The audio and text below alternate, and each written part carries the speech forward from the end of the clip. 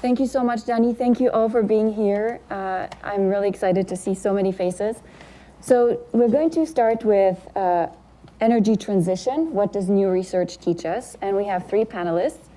We have first Reguant, who is a professor of economics at Northwestern and a researcher at the Barcelona School of Economics, who will tell us about European perspective of the energy transition and challenges. We have online Joseph Shapiro, who is a professor at UC Berkeley in the Department of Economics, and who will be telling us about the damages from emissions, policies across countries, and inequality impacts of different policy tools. And we'll end with me. I'm Stefanie Stantcheva, professor of economics here at Harvard, and I'll tell you about attitudes towards climate policies across countries. So we'll stick to 15 minutes each and open it up to 15 minutes for Q&A. So, Mar, the floor is yours. And there's slides. I think you can do either way. Yes, so I can sit, yes. So I'll talk about challenges in the energy transition, how this works. So I assume you all know we need to decarbonize our economies because the impacts of climate change are ever growing and we are very much not on track. Global emissions have not decreased even after some of the positive news that you have seen, maybe with renewable power coming in. We are still emitting more than we should. We are emitting more than before. Basically, we are at the max emissions globally. And the goal is not to reduce them, it's to make them go to zero.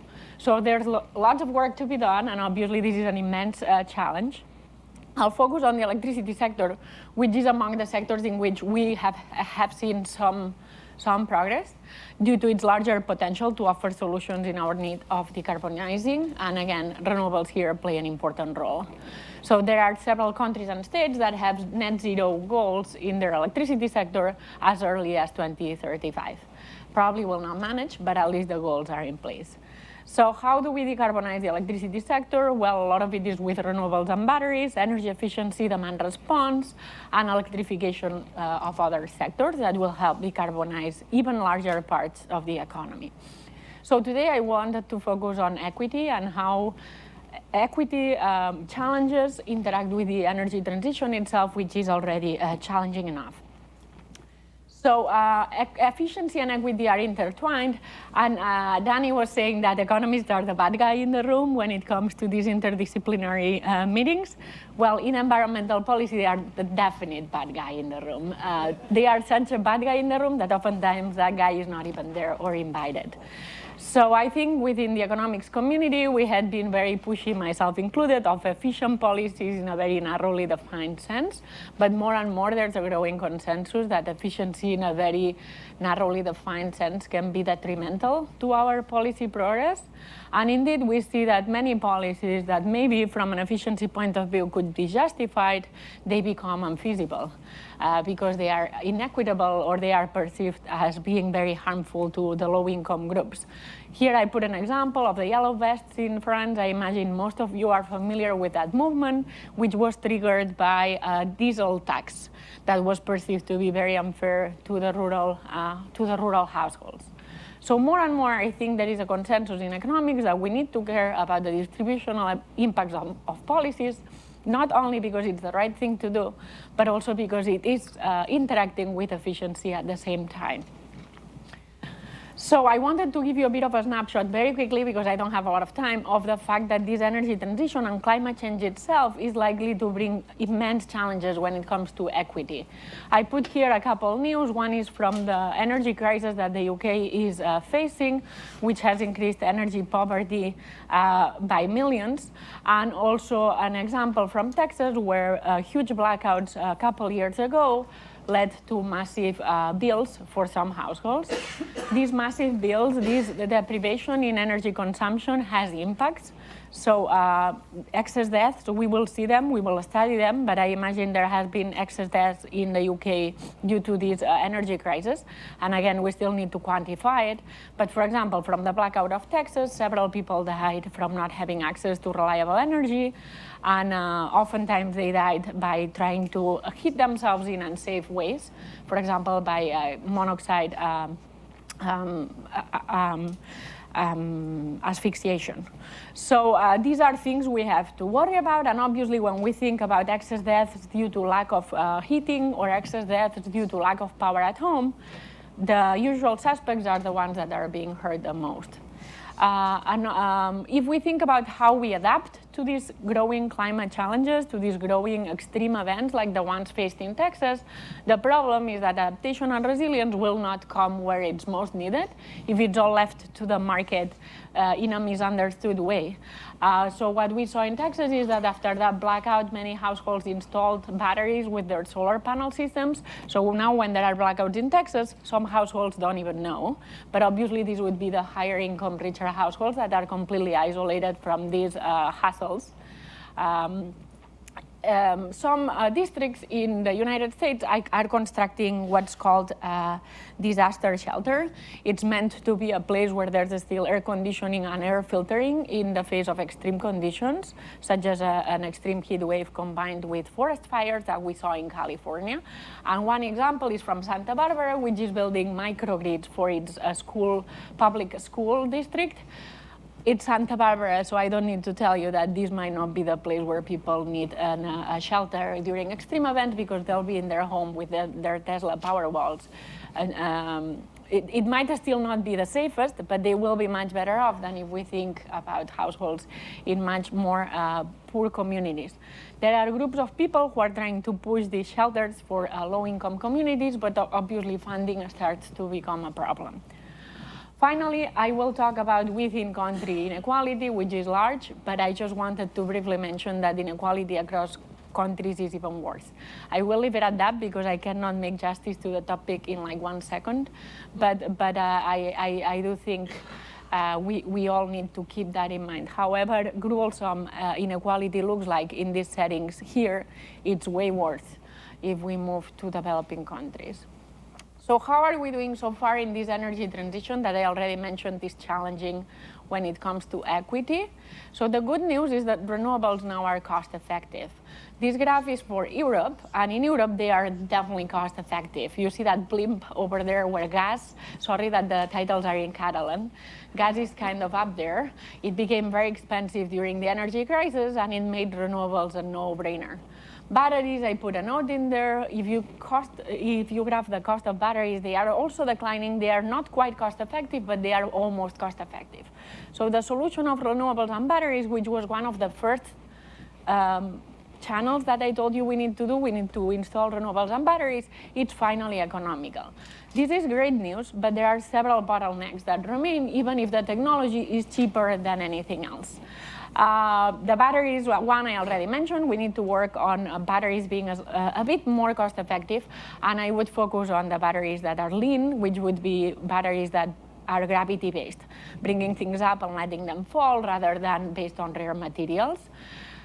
And here I will talk a lot about the bottlenecks when it comes to the political economy of all this change. Obviously, this process is very rapid and very stark, so it's generating winners and losers, and that is creating lots of bottlenecks. So I will talk about some of those bottlenecks and some of those equity issues along the 4 dimensions of change that I mentioned: renewables, energy efficiency, demand response, and electrification, and I'll do that briefly. So on renewables and batteries, there's a lot of evidence that consumers benefit from renewables even when they had to be subsidized. As of today, renewables don't need to be subsidized in many places, but even when consumers paid for the subsidies, they benefited from it because the marginal cost of renewable power is 0. So it lowered overall costs to households. There are a little bit of issues with the transition of renewables, however, still. At larger scale, there are lots of not in my backyard concerns, and households are pushing back against windmills, against solar panels. So there is kind of work to be done there.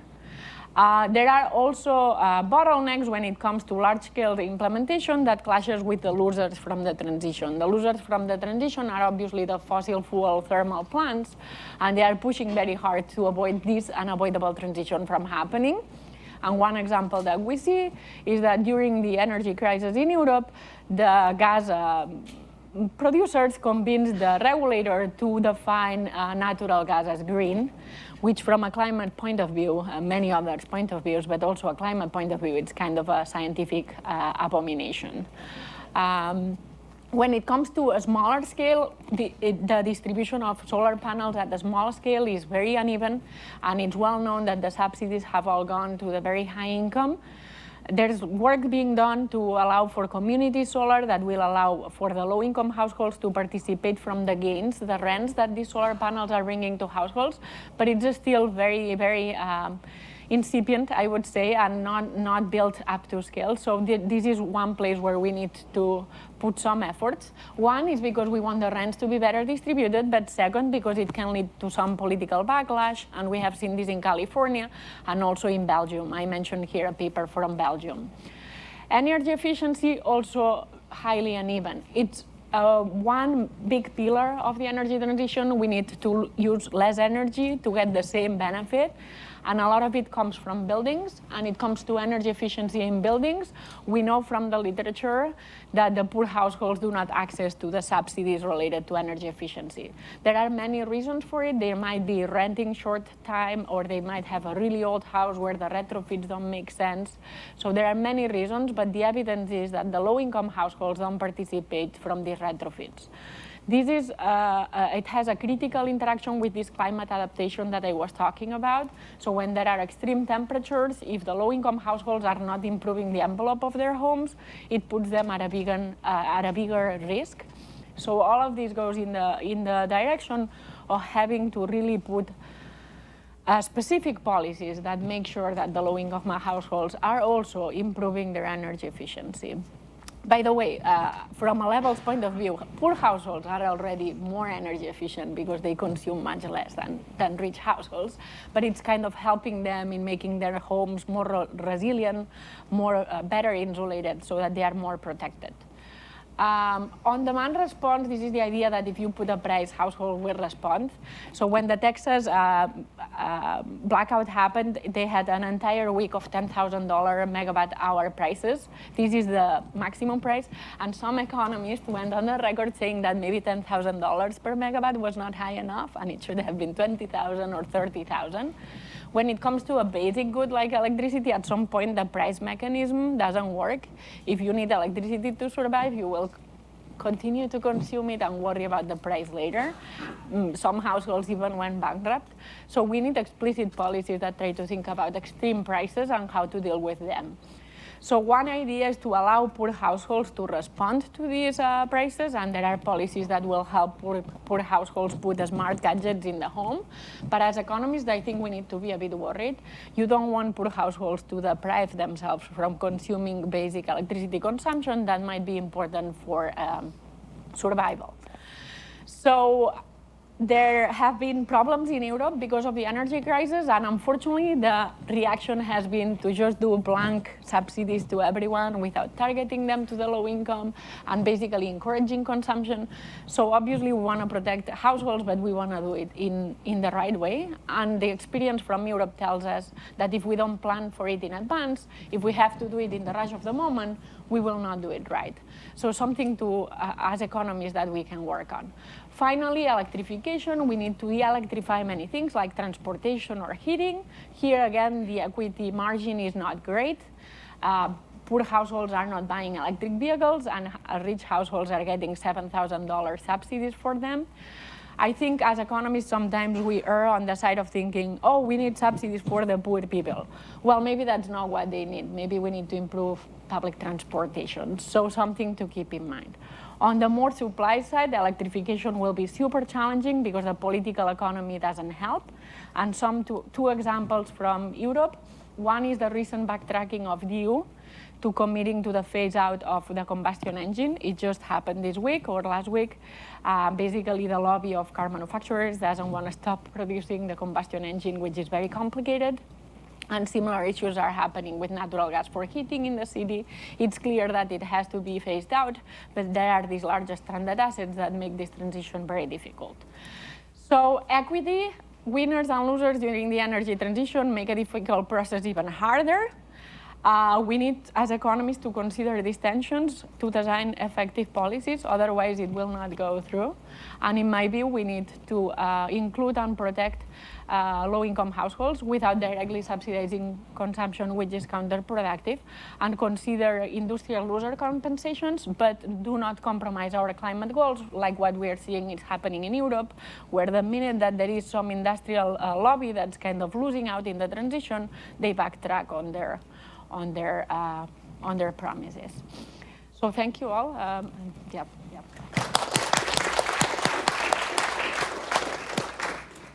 Great. Next we have Joe on Zoom. Joe, the floor is yours. Thanks. I'm clicking share, but whoever is sharing needs to stop, and then it says I can share.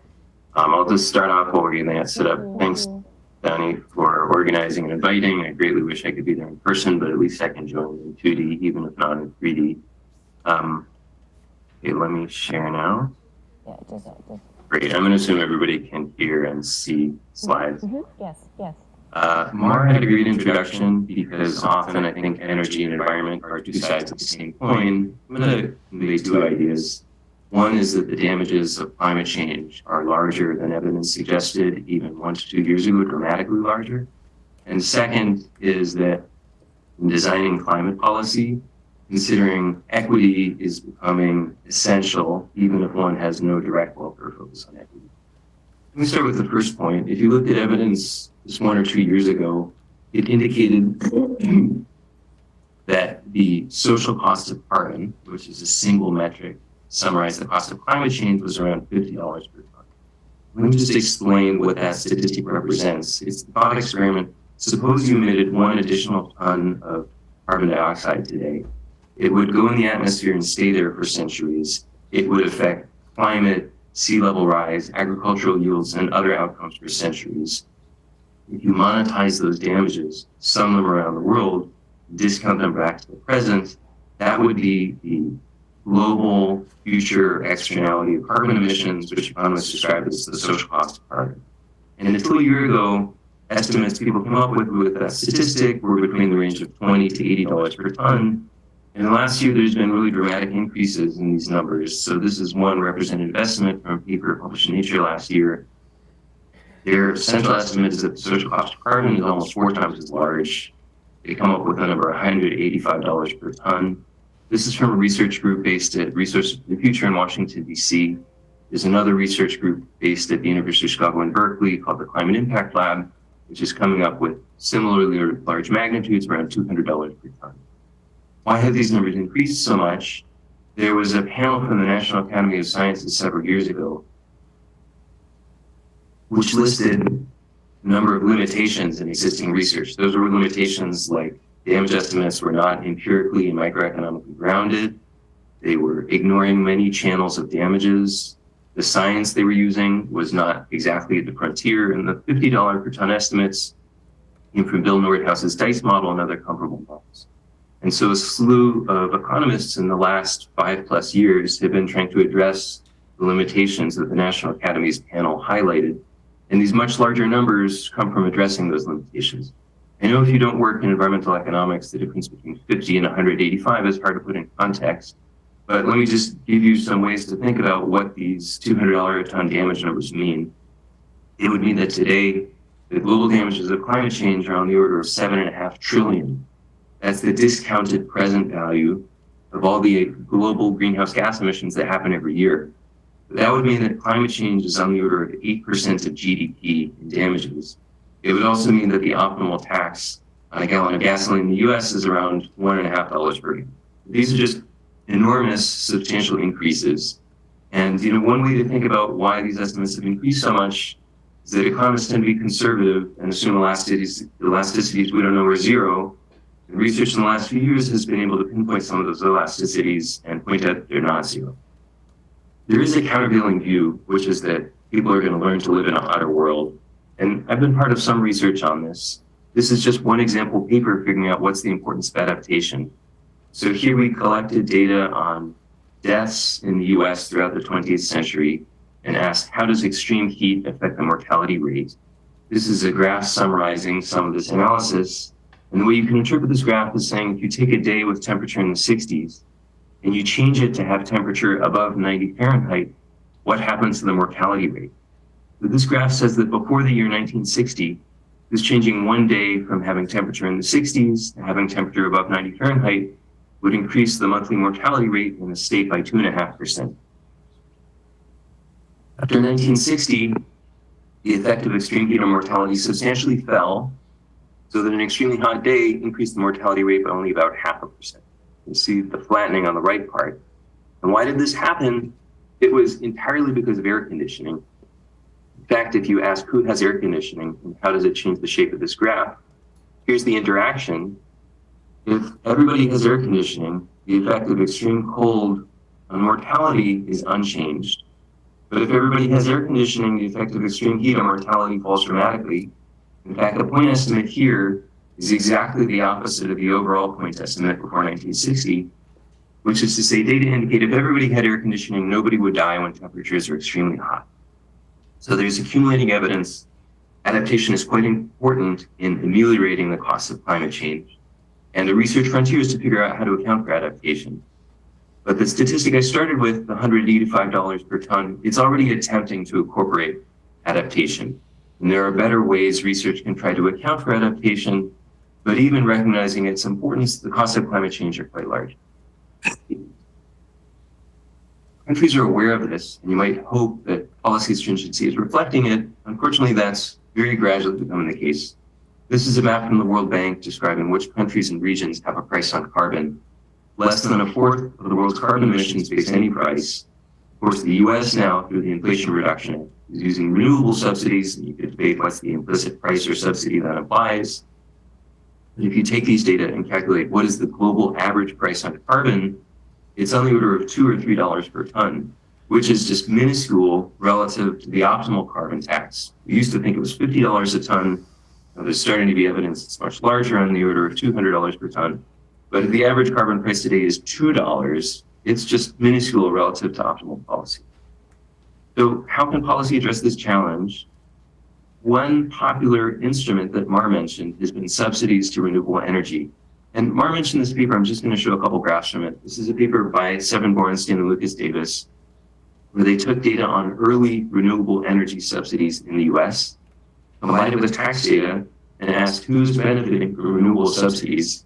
The answer is overwhelmingly the highest income households. So this is one graph dividing the US population to income bins and asking what's the average subsidy to electric vehicles by income bin. By far the largest subsidies for households with income over $200,000. You could compare that to other transfer instruments. Panel A here is showing clean energy tax credits. Panel B is other tax credits. The clean energy subsidies,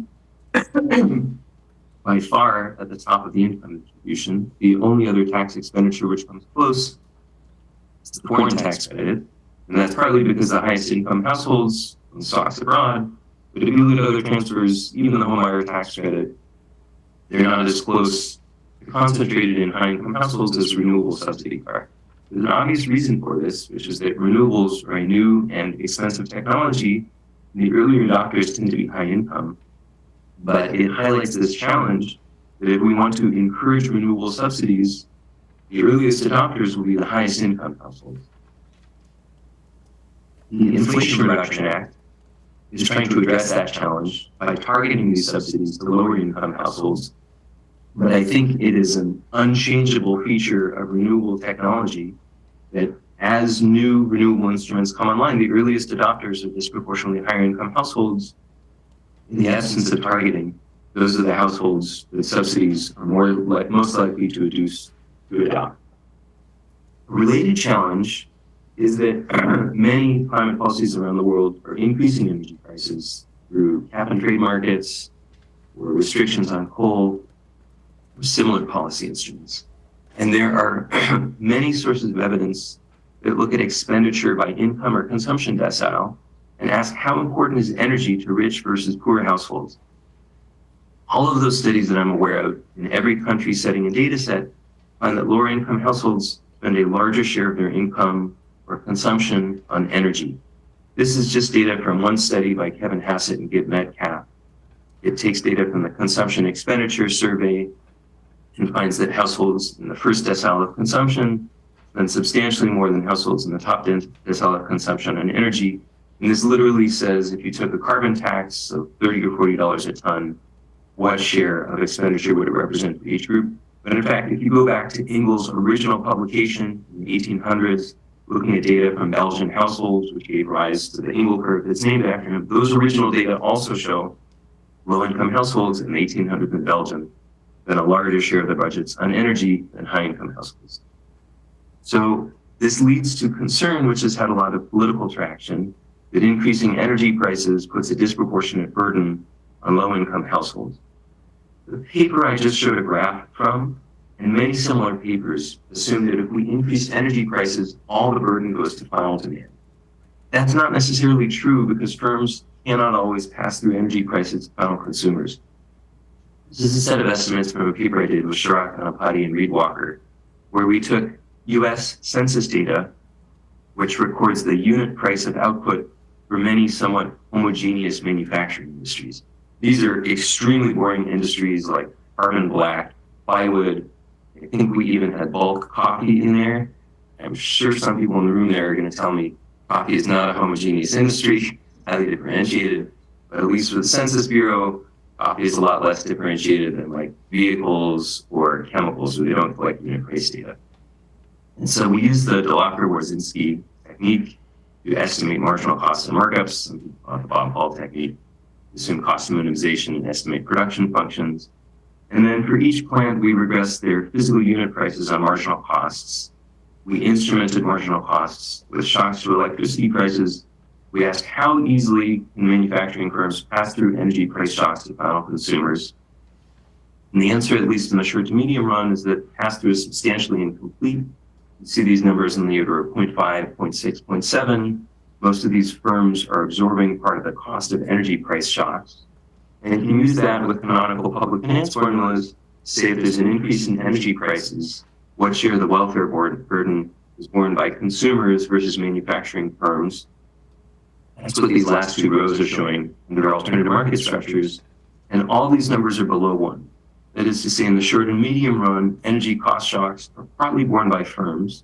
And we tend to think firms are disproportionately owned by higher income households that tend to own more stocks, but still a reasonable share of the cost is passed through to consumers. And in the long run, we would tend to think pass-through could be somewhat higher. The last point I want to discuss is the choice of environmental policy instruments. For many years, economists have recommended carbon taxes or cap and trade markets or related market-based instruments because these policies are cost-effective. That means for a given cost, you get the most environmental benefit, or equivalently, for a given environmental outcome, those policy instruments minimize costs. Some other countries have adopted carbon taxes and cap and trade markets. The US has been reluctant to do so. And recently, there's been a lot of political tension around the feasibility of these policy instruments. In particular, progressives and liberals have started being concerned that those instruments are bad for low-income communities and racial minority communities. And part of the concern is that those instruments don't guarantee which firms are going to increase or decrease greenhouse gas emissions. And the sources that emit carbon emissions also tend to emit air pollution emissions. And so progressive groups are concerned that cap and trade markets and carbon taxes could be bad for environmental and economic equality. A couple of years ago, I got a call from Greg Ip, who's a Wall Street Journal writer, and who's interested in how these progressive concerns are changing policy.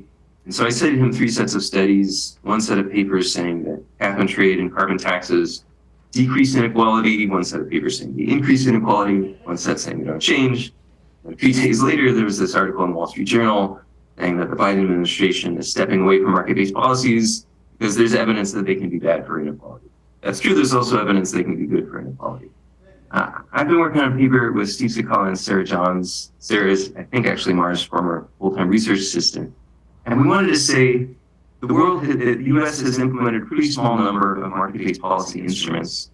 And it's true that some evidence suggests some are good for inequality, some are bad, but we wanted to ask, let's take a broad view and ask, is there reason to think that market-based environmental policy instruments are systematically good or bad for inequality?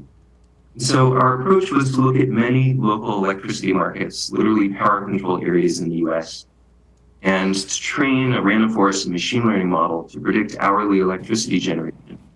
And then use this model to say, what if we implement a carbon tax or renewable subsidies or other market-based policies?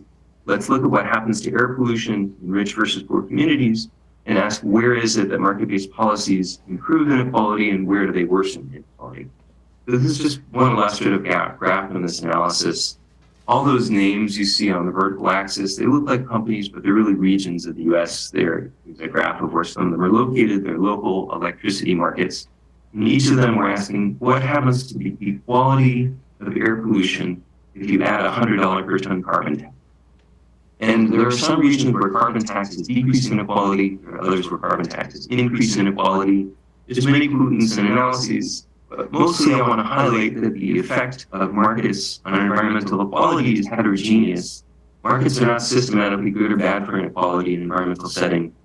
It depends particularly on the spatial covariance of where plants where it's cheap to clean up pollution are located and in which communities are downwind. Let me just sum up. First point I want to highlight is that climate damages are larger than economists thought even a few years ago. And the second, even if you have no direct welfare concern for inequality, inequality is quite important in climate change because it is changing the set of policy tools that are available. And I think that's a good segue to Stefanie, who's going to talk about the political economy of these tools.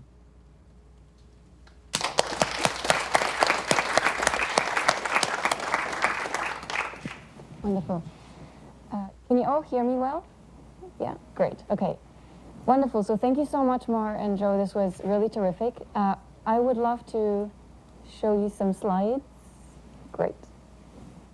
So what I wanted to tell you about is a project which surveys people in 20 countries in order to understand how they think about climate change and climate policies. Should I go this? Okay. No? It is on, but okay, I'll go here. So what I wanted to tell you about is a project that surveys respondents in 20 countries across the world to try and understand how they feel about climate policies, what they know about climate change, and what ultimately matters to them. Sorry, waiting for the slides.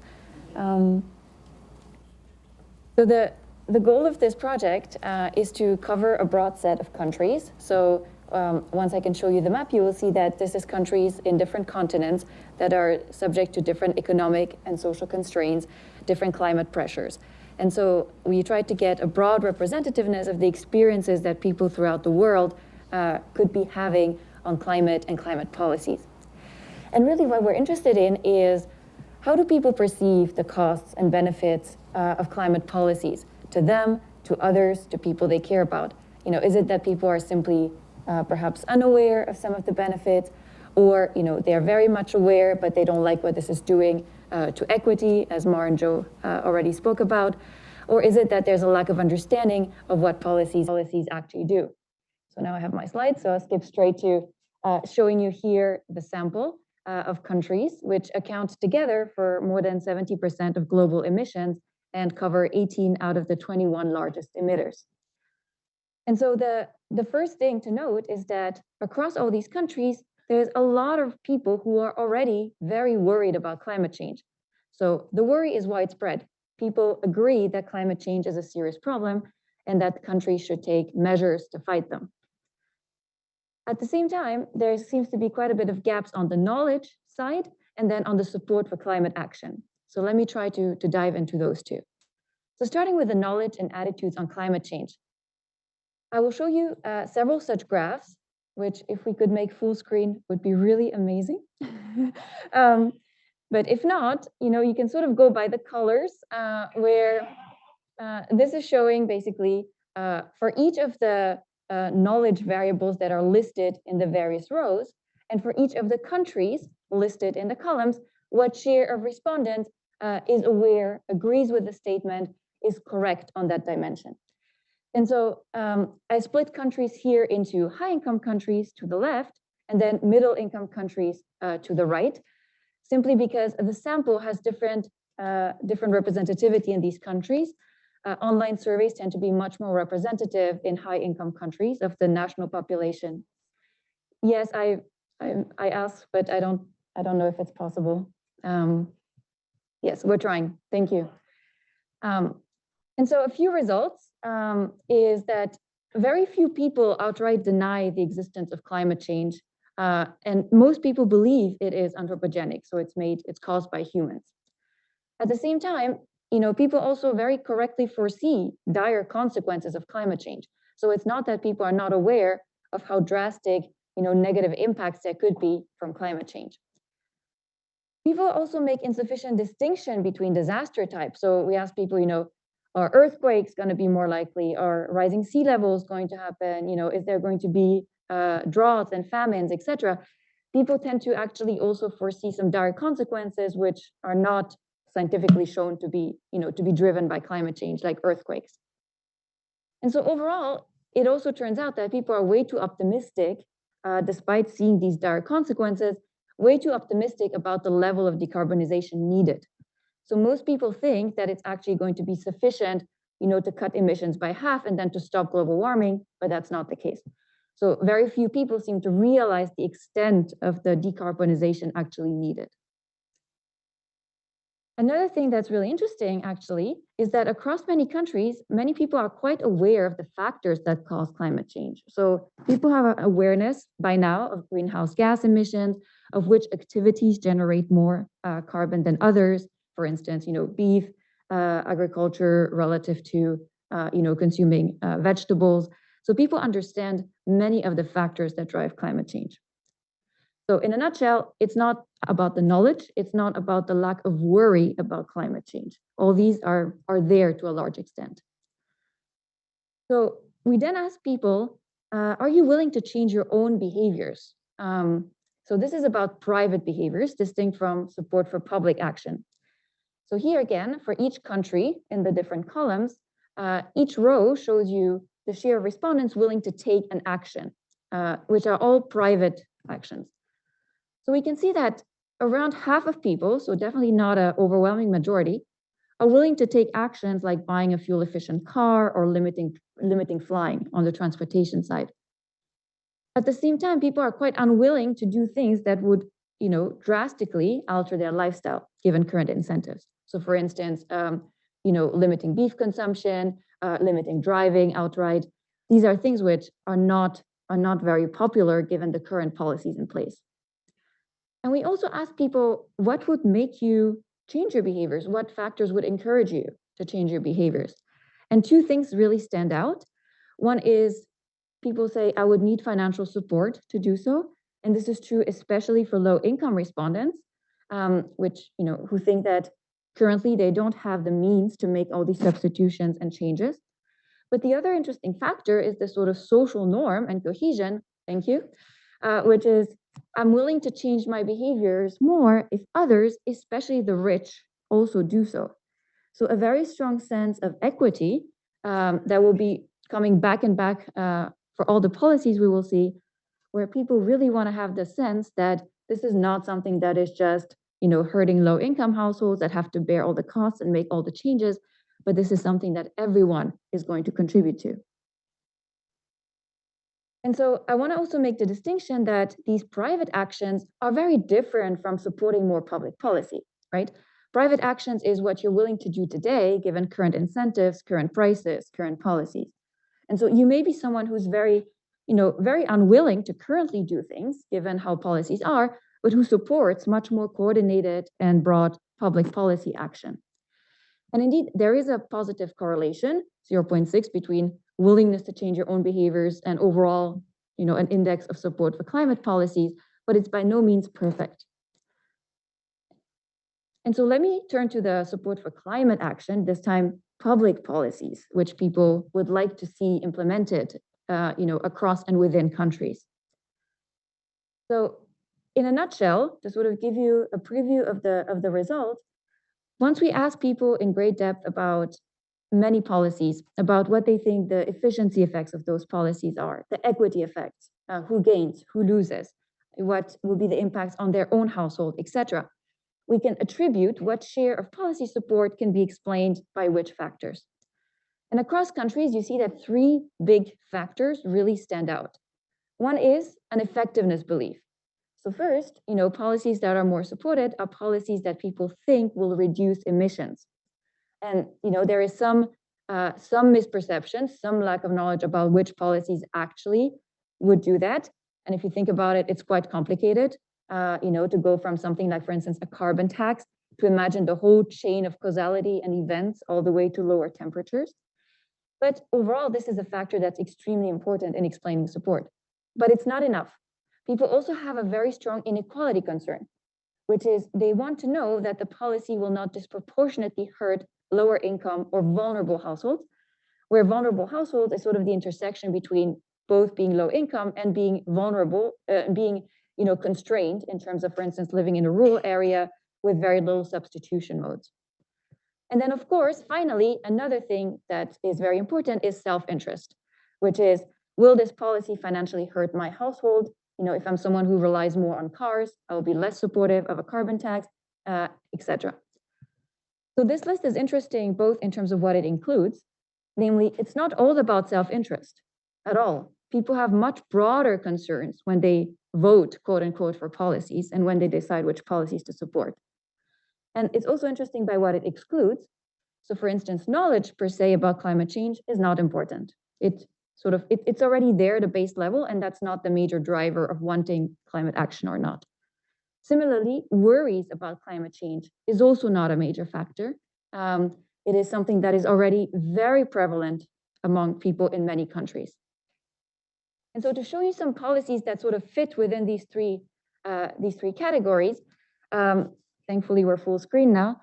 So this is the share of respondents who support all these many policies listed here on the left across various countries.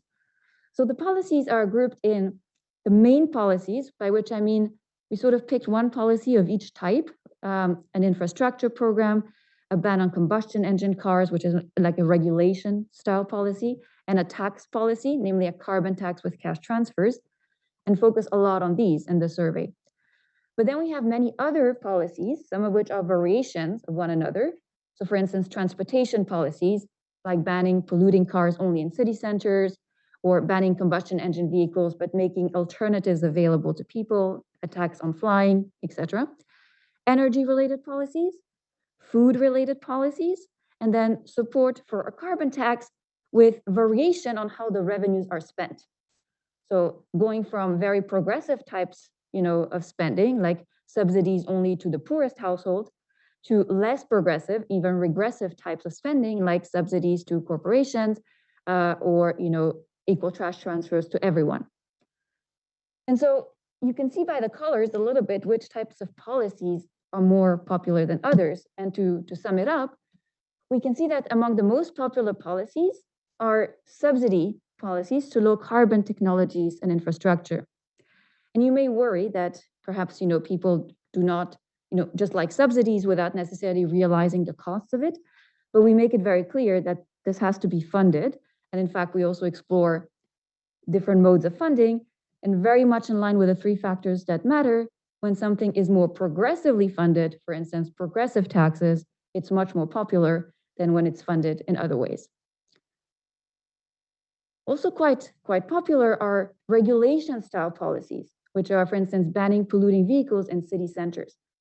And this is very much in line with this equity concern. As economists, we like price mechanisms and tax mechanisms.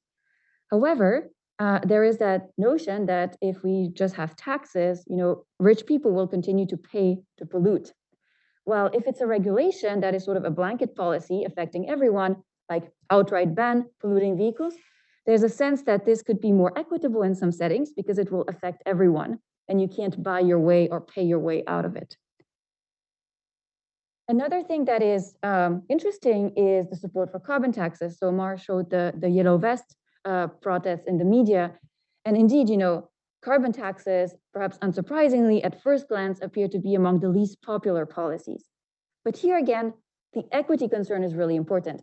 Per se, carbon taxes are considered quite effective, but also very regressive. Instead, if we look at different ways of spending the revenue, we can see that the support really depends on the use of the revenues.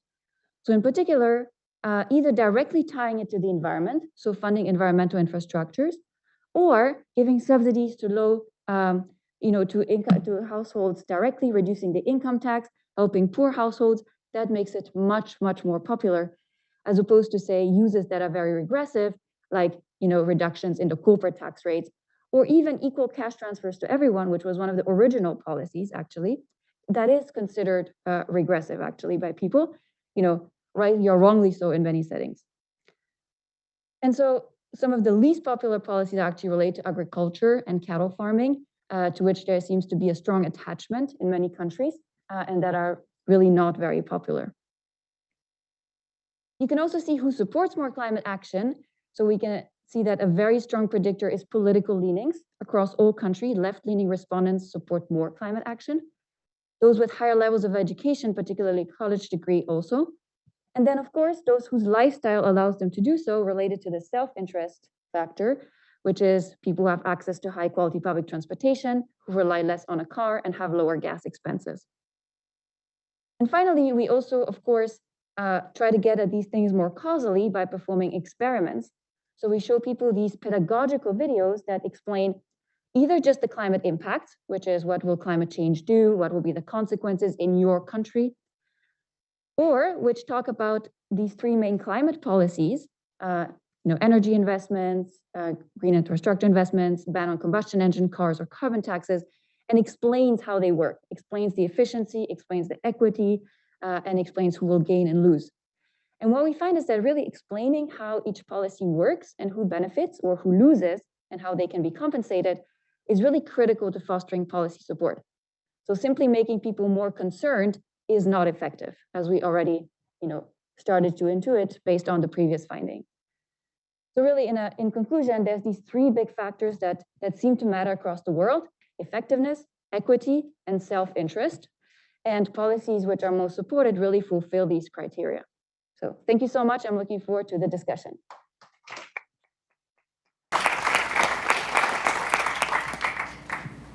So I think raise your hand, and if we can get Joe back on Zoom. The microphones, if you want to say something. Great.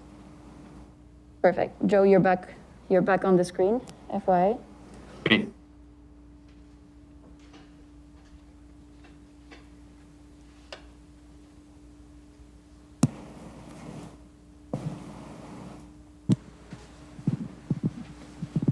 Hi, thanks very much. That was a really fascinating discussion, so thank you so much for it, all of you. Oh, sorry, I'm Jayati Ghosh, I'm from UMass Amherst. So first question to Mar, I think this was really interesting what you brought out about the electricity issue and the fact that, yes, the poorer households suffer whenever you price this issue. So I'm thinking about why not a system of gradated tariffs, which actually a lot of developing countries have implemented, that up to a minimum level, basic electricity requirement, you don't pay anything, and then the more you use per month, the higher it goes. The reason I'm also sort of interested in that is that that's one of the things the IMF is dropping in the countries where it's actually imposing, in Pakistan, in Sri Lanka, etc. It says these are untargeted, whereas to me they're not. That they're untargeted at the very basic level, and then they increase. So this is, I think, one of those important considerations. In a way, and this is actually to all three of you, I'm really interested that you've all talked more about subsidies than about taxes. In a way, I think, Stefanie, you mentioned taxes at the end, certainly. But, the general perception is that green energy policies have to be subsidy-oriented. Whereas when you think about it, and of course there's all that work done by the World Inequality Lab and so on, that it's really the top 10% globally and the top 1% that contribute the most. So why not tax that consumption? Private jets, second homes in the US, which I didn't realize is the second largest emitter, and things like that. So what about much more emphasis on specific consumption that is very carbon intensive? And presumably that would meet all of your criteria as well. And also, Joe, you mentioned this thing about adaptation through ACs and the fact that that has reduced vulnerability. But isn't that what the IPCC, I think it was April 2022 report, called maladaptation? That the ways in which some people and populations are responding is actually adding to the problem. But the more you bring in ACs because it's getting hotter and hotter, the worse it actually makes the broader problem, and it makes other countries, particularly that cannot afford to have universal AC and so on, much more complicated. And finally, I guess, to all of you really, I mean, I think all of you mentioned cap and trade. You didn't mention border carbon taxes like the EU has imposed, and I'm told the Biden administration is considering. And full disclosure, I'm completely against them, essentially because I think they're deeply discriminatory and effectively protectionist as long as you don't have climate finance and sharing of proper intellectual property. So just wondering what your position on both of those would be. Thanks. Do you want to start with the first? Yes. So there are some provisions to ensure a minimum consumption. It would be very minimal. So, and I am definitely in favor of those provisions. Utilities are not allowed, for example, to cut power to a household when they fail to pay. Bigger concerns, I think, in the presence of blackouts and extreme events, because then the problem is that there is no power at all.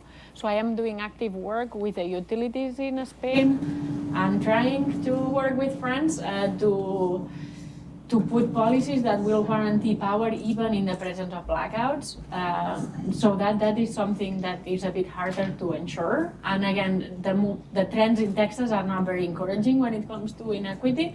Regarding to taxes, I'm sorry if I gave the wrong impression. I'm definitely in favor of taxing carbon. I think it's not good what's happening in the US, where there is this feeling that we're doing good climate policy by not taxing carbon.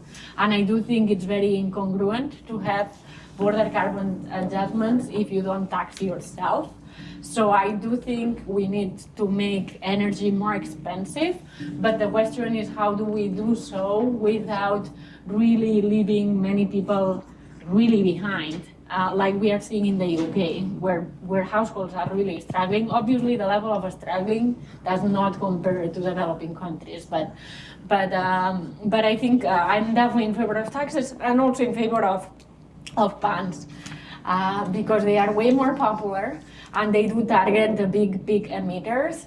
Like the European Commission said that they are not taxing jet fuel for private jets because there are many private jets, and I'm like, oh, come on. So they come up with the most ridiculous excuses to not do the obvious policies, because at the end of the day, policy is driven by interested parties, and the interested parties don't like this type of trend. But I do think it's the right place to go for many of these very large consumptions that are completely frivolous in the presence of what we are facing. Great, thank you. Joe, do you want to talk about the maladaptation? Sure. The paper I described is positive, not normative. It's describing how air conditioning adaptation has affected climate damages. When people try to monetize different components of damages, human health is one of the largest. Of course, if we power air conditioning with coal, it's a catch-22, because then the leading technology to address climate change is also climate change. If the grid towards renewable electricity, that will be less of a concern. Inequality is also a major concern with air conditioning, because the world's hottest places are much less likely to have air conditioning. They're also quite poor. So I and we are aware of the trade-offs. It's just one technology you can point to, and there's a wide range of ways that people change their behavior in response to climate change, and that's one that's easy to latch onto and analyze. Great. Any other questions from the audience? Okay, great. Ricardo, thank you. Hi, Ricardo Hausman from the Kennedy School. I just wanted to ask, there's this other side of climate change. One thing is what can you do to lower your emissions, but to lower your emissions, you need to electrify, you need to change the way you do things. And for that, you need a bunch of things. You need to electrify, you need a bunch of cables, a bunch of batteries, a bunch of things. So who's going to produce all of that, right? So you can ask not only what can you do to lower your emissions, but what can you do to help the world lower its emissions? What can you produce in your community that helps the world? Or what can you do to lower global emissions that are not at home? Because in the end, if the European community lowers its emissions to zero, global emissions will have fallen by 9%.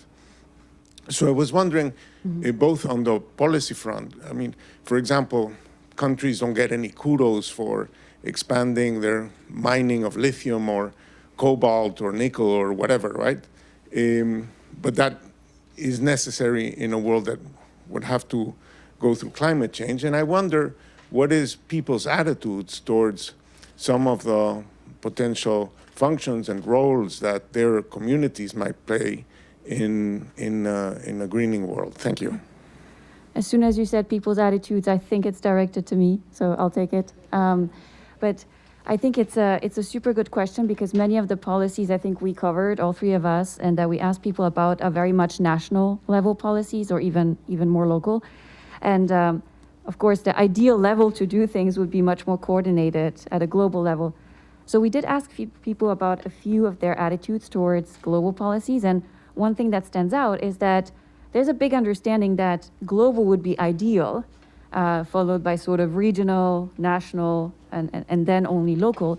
So contrary to other policies where people think, oh, this has to be done locally, which is a very strong concern, here there's a big understanding that this is a global problem.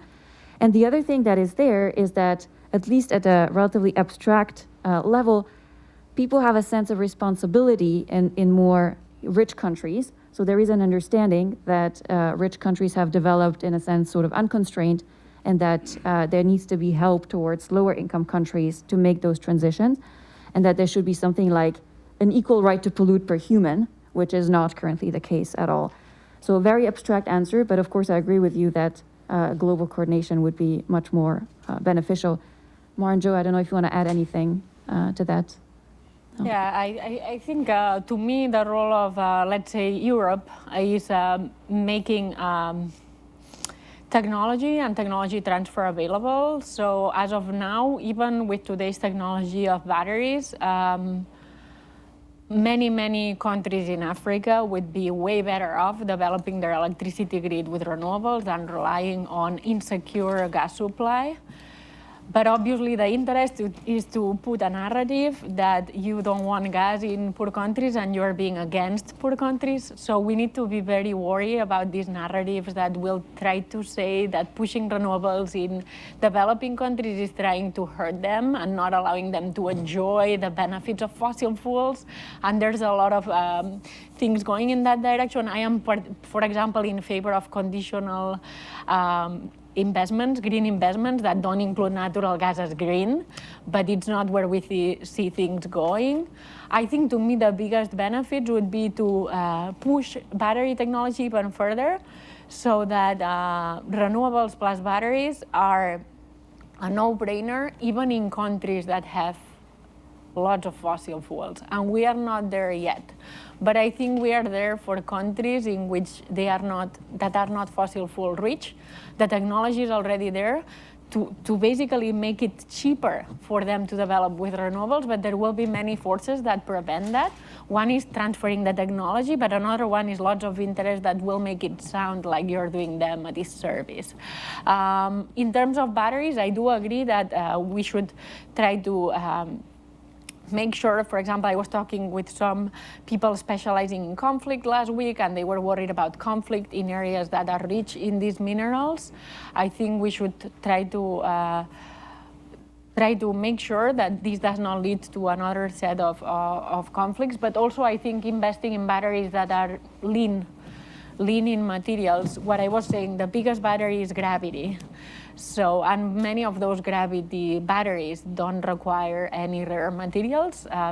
One is lifting rocks and letting them fall, lifting water and letting it fall, and lifting sea salt of different salt concentrations and making it kind of rotate and generate energy. So I do think we will see a lot of development in batteries that do not require those minerals that obviously do come with another set of environmental and social conflict problems. So, but yeah, I think the biggest fight is to make technology and technology transfer that makes fossil fuels irrelevant. That should be the real quest, to make fossil fuels as valuable as dirt, and we're very far from it.